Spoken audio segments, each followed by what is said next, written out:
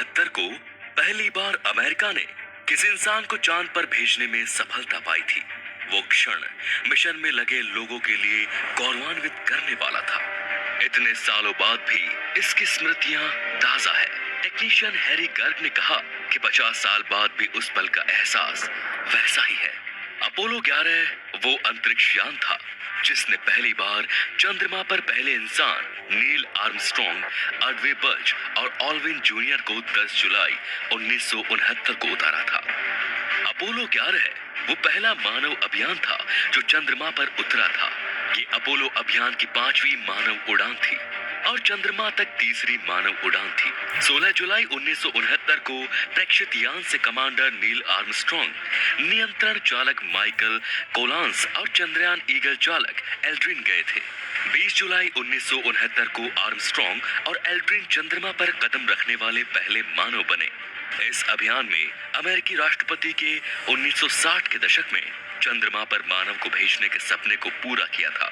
ये 20वीं शताब्दी के महत्वपूर्ण क्षणों में से एक था।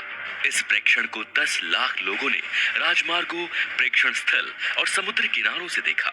इसके अलावा इसके 60 करोड़ लोगों ने इसका सीधा प्रसारण देखा। ये अपने समय का एक कीर्तिमान समय था। ये प्रसारण अमेरिकी राष्ट्रपति ने व्हाइट हाउस के ओवल ऑफिस में बैठकर अपनी टीवी पर देखा था।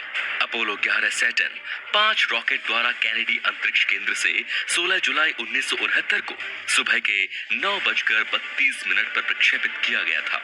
ये पृथ्वी की कक्षा में 12 मिनट में ही प्रवेश किया गया था। पृथ्वी की एक और परिक्रमा करने के बाद SIVB तृतीय चरण के रॉकेट ने उसे चंद्रमा के पक्ष में डाल दिया। इसके 30 मिनट बाद मुख्य अंतरिक्ष यान सैटर्न 5 रॉकेट के अंतिम चरण हो गया और चंद्रयान ईगल को लेकर चंद्रमा की ओर रवाना हो गया। 19 जुलाई को अपोलो 11 चंद्रमा के पीछे चला गया और अपने रॉकेट के प्रज्वलन की सहायता से चंद्रमा की कक्षा में प्रवेश कर गया। चंद्रमा की अगली कुछ परिक्रमाओं में यात्रियों ने चंद्रयान ईगल ने उतरने का निरीक्षण किया।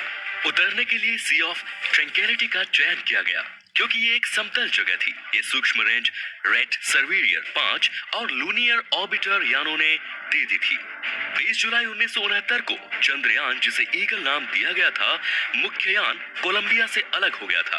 कोलेस जॉब अकेले कोलंबिया में थे, ईगल का निरीक्षण कर रहे थे कि उसे कोई नुकसान तो नहीं पहुंचा।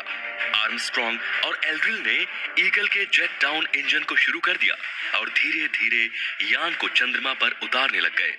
जैसे ही यान के चंद्रमा पर उतरने की तैयारी शुरू हुई, आर्मस्ट्रॉन्ग ने अपने पथ से दूर जाने का संकेत भेजा। ईगल अपने पथ से 4 सेकंड आगे था, जिसका यह संकेत था कि वो निर्धारित जगह से मीलों दूर उतरेंगे।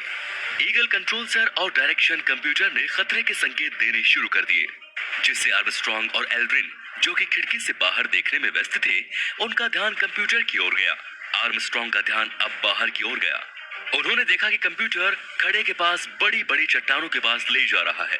आर्मस्ट्रॉन्ग ने स्वचालित प्रणाली को बंद कर यान का नियंत्रण अपने हाथों में लिया और एल्ड्रिन की सहायता से 20 जुलाई को रात के 8 बजे ईगल को चंद्रमा की सतह पर उतार दिया। उस समय डाउन इंजन में सिर्फ 14 सेकंड का ईंधन बचा था। आर्मस्ट्रॉन्ग ने अपोलो 11 के उतरने के स्थल को ट्रैंक्विलिटी बेस का नाम दिया और ह्यूस्टन को संदेश भेजा, ये ट्रैंक्विलिटी बेस है और ईगल उतर चुका है। 21 जुलाई को 2:46 पर चंद्रमा पर चंद्रयान उतरने के 6.5 घंटों बाद चंद्रमा पर नील आर्मस्ट्रॉन्ग ने अपने कदम रखे। और किसी इंसान का एक छोटा सा कदम है, लेकिन इंसानियत के लिए बहुत बड़ी छलांग है।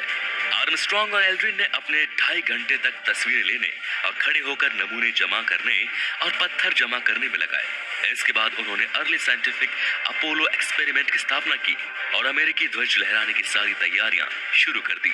इसके लिए उन्होंने निर्धारित 2 घंटों से ज्यादा समय लगाया। आर्मस्ट्रॉन्ग ने अपने यान ईगल की तस्वीरें भी ली, जिससे उसके चंद्रमा पर उतरने के हालात की जांच हो सके।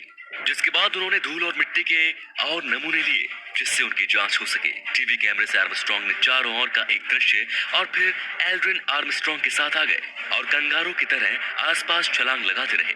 उन्होंने बताया कि चलने से 7-8 कदम पहले ही योजना बनानी पड़ती थी। वहां की धूल एकदम पाउडर की तरह थी और फिसलन भरी थी।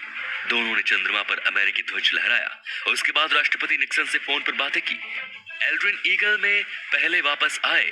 उन दोनों ने मिलकर लगभग 22 किलोग्राम के बॉक्स और फिल्मों को पुली की सहायता से चढ़ाया। आर्मस्ट्रॉन्ग उसके बाद यान में सवार हुए। आर्मस्ट्रॉन्ग और एल्ड्रिन चंद्रमा की सतह पर ढेर सारे उपकरण अमेरिकी ध्वज पर एक प्लेट छोड़कर आए थे। 26 जुलाई को अपोलो 11 पृथ्वी पर आ गया। यान प्रशांत महासागर में गिरा। उसे यूएसएस हॉर्नेट ने उठाया। उनके स्वागत के लिए राष्ट्रपति निक्सन स्वयं जहाज में मौजूद थे। उसी शाम इन यात्रियों के सम्मान के लिए लॉस एंजलिस में एक पार्टी का इंतजाम किया गया। यात्रियों को अमेरिकी सर्वोच्च सम्मान प्रेसिडेंशियल मेडल ऑफ फ्रीडम सम्मान दिया गया। उस समय ये तीनों यात्री रातों रात मशहूर हो गए। बाद में ये तीनों यात्री शांति का संदेश देने के लिए पूरी दुनिया के दौरे पर निकल गए। इन्होंने 24 देशों की यात्राएं की और लगभग 10 करोड़ लोगों ने इनको देखा। तो दोस्तों, वीडियो पसंद आया हो तो कमेंट करके जरूर बताएं और अपने दोस्तों के साथ इसे शेयर जरूर करें। धन्यवाद।